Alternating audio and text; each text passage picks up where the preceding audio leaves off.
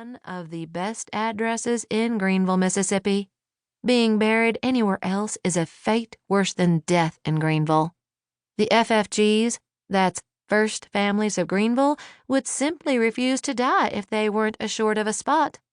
Not that the old cemetery is strictly FFG, not by a long shot. Lola Bell Crittenden, bless her heart, had to plant a huge hedge around her ancestral plot. Why? The neighbors. They're so tacky, Lola Bell huffed. Although we always plan to have a good time at the reception, we revere the dead. Ancestor worship is as valid a form of religion as the Baptist, Methodist, Presbyterian, or Episcopal denominations in the Mississippi Delta. The cemetery is so sacred to the memory of our dead relatives that the whole town was up in arms when the local newspaper desecrated it. They did this by posing a high school beauty queen in front of one of our most important graveyard monuments for a picture. Nothing has upset us quite so much before or since. For days on end, nobody could talk about anything else, and the paper's letters to the editor page was filled with aggrieved missives. Old ladies shuddered at the thought that similar sacrileges might one day be committed on their graves. The paper had to grovel for forgiveness in print or face a serious drop in circulation. The newspaper was owned by Yankees, and, being outsiders, they just didn't know any better. We're people with a strong sense of community, and being dead is no impediment to belonging to it. We won't forget you just because you've up and died. We may even like you better and visit you more often. As the former Presbyterian minister used to say in his justly celebrated funeral oration, I'd like to have a dime for every time I've heard it. Dying just means you've graduated. We're good about remembering the dead with flowers on just about every holiday from Christmas Day to Groundhog Day.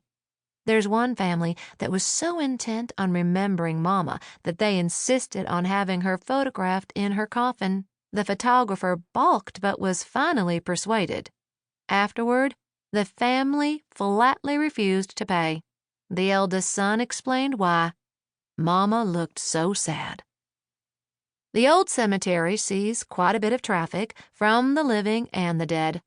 This is a hard place to get out of. We invariably chortle when navigating our way through the gates and back onto Main Street. Some people, no doubt attracted by the prestige and the quiet, bucolic setting, have added to overcrowding problems by moving to the old cemetery years after they actually died.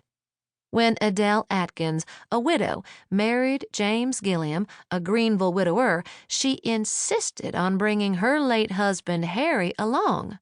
She asked whether she could rebury him on the Gilliam family plot. Adele's new in-laws, alas, already beginning to be packed into their plot like sardines in a can, were appalled. They were obsessed with who would go where when the day came, and, besides, they hated the notion of new dead people coming in and just taking over. But Adele is a determined woman, and she would not back down. Luckily for her, the Miss Finleys, two maiden lady schoolteachers, lived, or rather their dead relatives were buried, right next door to the Gilliams. Being old maids, they did not face the problem of potential overcrowding and were glad to have some extra cash. Adele purchased half their plot, and voila, Harry moved to Greenville. We worry a lot about what will happen when the old cemetery fills up. Whenever Alice Hunt, who lives in New York, comes to Greenville, she goes straight to the cemetery and stretches out on her spot to reassure herself that nobody has encroached.